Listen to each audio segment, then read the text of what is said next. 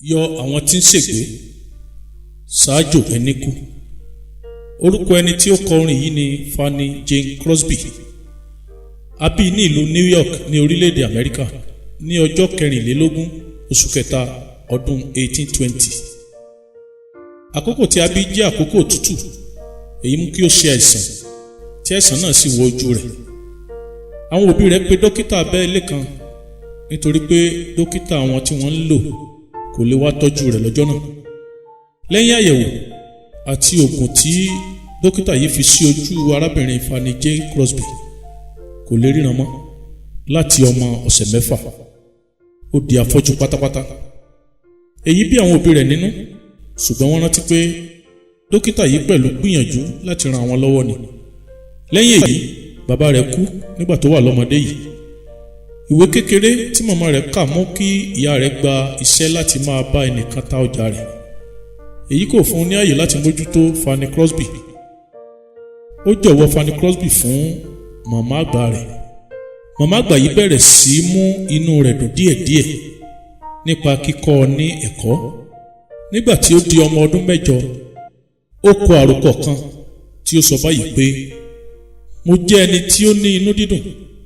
Bí ó tilẹ̀ jẹ́ pé mi ò lè ríran, mo gbà wípé ní ilé ayé yìí èmi yóò ní ìtẹ́lọ́rùn. Ọ̀pọ̀ ìbùkún ni mo gbádùn tí ẹlòmíràn kò rí. Láti sọkún tàbí banújẹ́ pé mo fọ́ lójú, èmi kò ní ṣe bẹ́ẹ̀. Nígbà tí yóò fi pé ọmọ ọdún 10, ó ti ń ka ọ̀pọ̀lọpọ̀ àkọ́sórí láti inú ìwé májẹ̀mú láéláé àti májẹ̀mú titun. Ìyá yìí gbà á níyànjú kí ó máa ṣeré pẹ̀lú àwọn ọmọ wẹ́wẹ́ yòókù. Kò sí ilé ìwé àwọn àkàndá ẹ̀dá kankan ní ìlú wọn yìí, ṣùgbọ́n ó bẹ Ọlọ́run kí ó máa kọ́ òun bí ó ti ń kọ́ àwọn ẹlẹgbẹ́ òun. Fanny Crosby kọ orin yìí yọ àwọn tí ń ṣègbé ní ọjọ́ kan tí ọ̀kan nínú àwọn ọ̀rẹ́ rẹ̀ ń gbé ní ọkọ̀ káàkiri ìlú New York. Wọ́n dé agbègbè kan tí à ń pè ní Bowery. Àdúgbò yìí jẹ́ àdúgbò tí àwọn ọ̀mùtí àti àwọn aṣẹ́wó wà.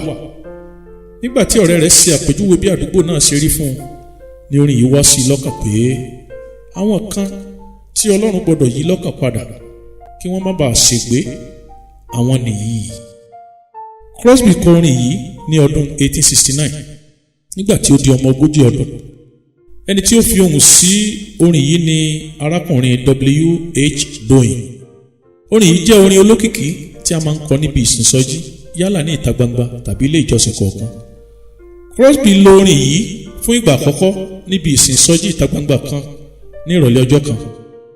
Lẹ́sẹ̀kẹsẹ̀ ni èrò kan sọ sí lọ́kàn pé ọmọ kan wà ní àpéjọpọ̀ yìí tí ó ti sá kúrò nílé, tí ó sì ti di sáǹsá nípa ìwà ìgbọràn. Ó pinnu pé irú ọmọ bẹ́ẹ̀ gbọ́dọ̀ jẹ́ mímú padà sí ọ̀dọ̀ Kristi. Ó ní bí a bá rí irú ọmọ bẹ́ẹ̀ kí ó rí òun lẹ́yìn ìsìn. Lẹ́sẹ̀kẹsẹ̀ ọmọ ọdún 18 kan wá síwájú, ó sì wí pé, ṣé èmi ni òun wí? Ní tèmi, mo ti ṣe ìlérí fún màmá mi pé ó di ọ̀run kí a tó tún pàdé. Ṣùgbọ́n ọ̀rọ̀ Ọlọ́run tí mo gbọ́ yìí ti yí mi lọ́kàn padà. Pẹ̀lú ẹ̀rín ni ọmọ yìí dìde tí ó sì pinnu láti lọ pàdé màmá rẹ̀. Lóru ọjọ́ yìí ni Crosby kọ orin yìí sílẹ̀ tí William Doyin sì bá fi ohùn sí. Fanny Crosby kú ní ọjọ́ 12 oṣù kejì ọdún 1915 nígbà tí ó pé ọmọ ọdún 95. Ẹ̀kọ́ tí orin yìí kọ́ wa, ó rán wa létí pé ìṣòro yòówù tí a bá ń là kọjá, kí a mọ̀ pé Ọlọ́run mọ̀ sí ìṣòro yìí, kí a má ṣe fi wèrè pé Ọlọ́run. Bí ó ṣe rí ìdánwò tó, kò ṣe Ọlọ́run. Fanny J. Crosby kọ orin yìí láti yọ gbogbo ọkàn tó ń ṣègbé tó sì ń kú lọ. Ó jẹ́ kí a mọ̀ pé a kò gbọ́dọ̀ káàárẹ̀ láti wàásù ọ̀rọ̀ Ọlọ́run fún ẹnikẹ́ni tí a bá mọ̀ ní aláìgbàgbọ́. Ó kọ́ wa láti máa rọ̀ wọ́n jẹ́jẹ́ bí ẹsẹ̀ 2 sí wí, títí tí wọn yóò fi ṣe bí ọmọ onínàkúnà ti wí pé, bàbá mi, mo ti dẹ́ṣẹ̀ sí ọ, dáríjì mi.